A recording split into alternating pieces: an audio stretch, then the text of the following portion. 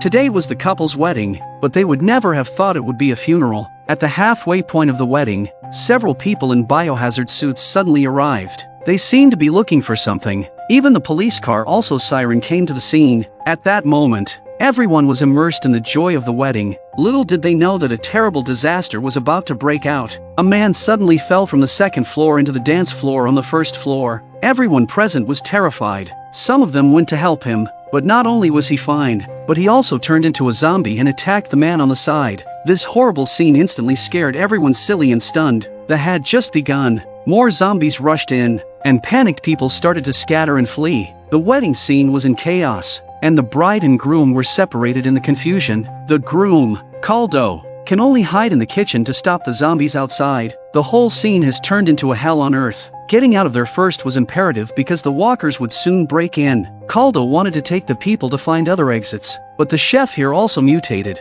so they had to shut the zombies inside, this time completely trapped. When everyone is at their wits' end, the photographer notices the sewers from which they can leave. He immediately used the screwdriver with him and began to demolish it. At this time, the zombies were constantly hitting the door. Danilo looked, afraid to grab the photographer's screwdriver to do it themselves, but accidentally lost it. This Danilo is a stupid teammate. They chose to leave through the ventilation duct, but the photographer Aiton was dumbfounded. He couldn't get through the narrow passage, and now he knew it was important to lose weight. The zombies were about to break into the door, so the others had to leave. Adrian, walking at the end, said he would come back to save him, and Aiton did not say anything. He just gave Adrian a thumbs up to express his gratitude for the thought because he knew he was about to die. After a long crawl, the men finally arrived outside. However, it was also full of crises. On the way, they saw a police car. Koldo wanted to ask for help, but unexpectedly there was a zombie in the car and grabbed him by his tie. Adrian saw it and immediately grabbed a hose to save Koldo. Danilo took a wrench and hit the zombie,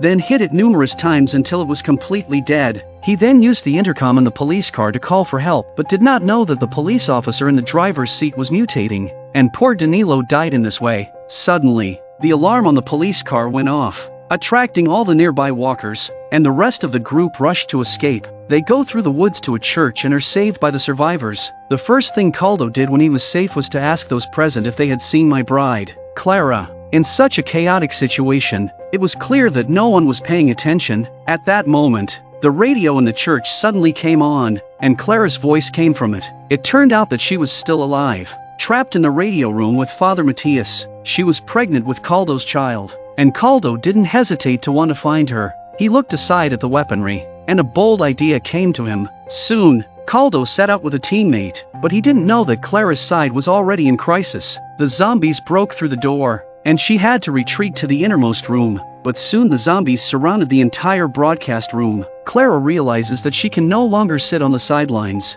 and as a woman about to become a mother, she explodes with a desire to survive like never before. Matthias, already scared out of his wits, stays put, and Clara slaps him to wake him up. They finally escaped from the radio room using a rappel and missed Koldo and others who came to their rescue. They arrive at the billiard room on the second floor and meet two survivors. Then they team up to escape, but they collide head-on with a zombie in the hallway. They tried to go to the other side and were blocked by two more zombies. The zombie in the mirror was a demon, and Matthias thought this was his job. He let the others go first, then took out the cross and recited the incantation. A zombie suddenly grabbed him hard. The spell worked, and all the zombies stopped moving. They escape to the back door and meet a SpongeBob doll. Inside is cousin John. Clara turns on the electric switch, and Rafa and John try to open the door, but as soon as they open the door, Clara's best friend is attacked by a zombie. They immediately escape, and seeing that their girlfriend has been bitten, Clara has to leave her behind. The zombies dragged his teammates away as soon as they arrived inside.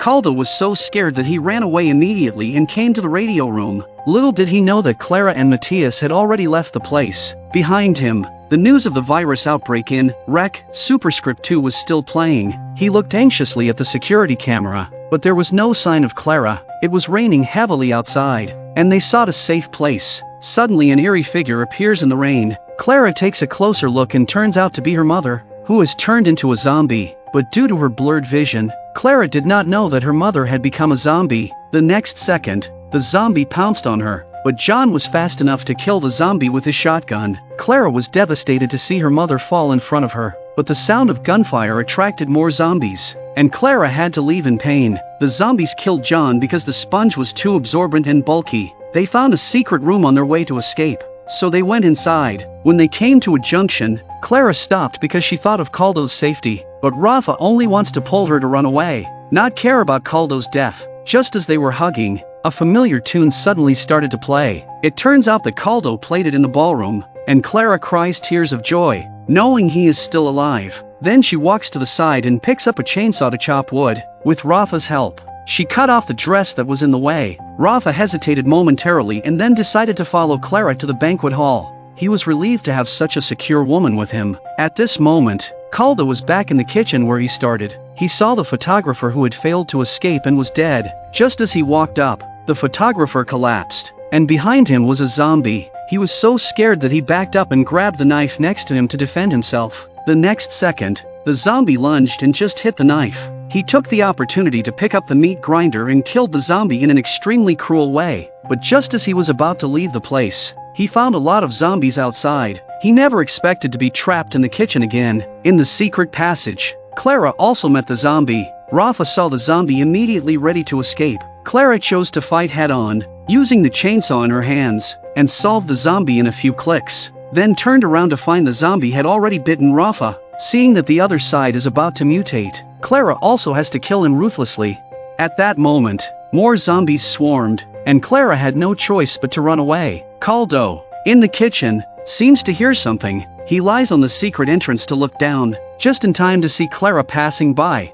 Clara also heard Koldo's call. The lost couple finally met at this moment. Clara can't wait to put down the stairs, climb up and take Koldo's hand, but now is not the time to show love because outside, the zombies do not know what reason is agitation. He thought of the screwdriver the photographer had dropped, so he asked Clara to go down and look for it. After some searching, the screwdriver was successfully found. Clara just handed the screwdriver to him, and the zombies below chased after him. A zombie climbed up and grabbed Clara's foot. In the nick of time, Koldo opened the iron door in time. The two of them hugged each other and showed their love. But when they were happy, the zombies broke through the door and entered. Koldo wanted to take the ventilation duct but did not expect that there were also zombies in the chimney. They were completely in a desperate situation and were ready to die together. But the radio suddenly sounded, and the zombies stopped moving. It turns out that the priest is not dead. He recited a spell in the radio room, and they took the opportunity to escape from the kitchen. They made their way through the banquet hall and eventually outside. All the zombies who heard the chant were punished in place, and the couple thought they could get out of there safely. But then a walker came out of nowhere and bit Clara. Koldo finished the zombie only to find that the zombie was a deaf grandfather. No wonder he was not affected by the spell. Looking at the wound on her hand, Clara had a bold idea. She told Koldo to cut off her bitten arm to stop the mutation. For Clara's safety, Koldo did not have time to hesitate and raised his longsword decisively and cut it down. The pain was so severe that Clara almost lost consciousness. Koldo hurriedly dressed her wound and helped her to leave. But when they arrived at the door, they found the epidemic prevention personnel blocked off the whole building. Clara is spitting blood, which means the virus has not been stopped. Looking at Clara, who was mutating, Koldo did not hesitate to pick her up and walk out through the safe passage. Koldo did not pay attention to their words but looked at Clara in his arms with deep affection and then took the initiative to infect the zombie virus. Soon both of them mutated.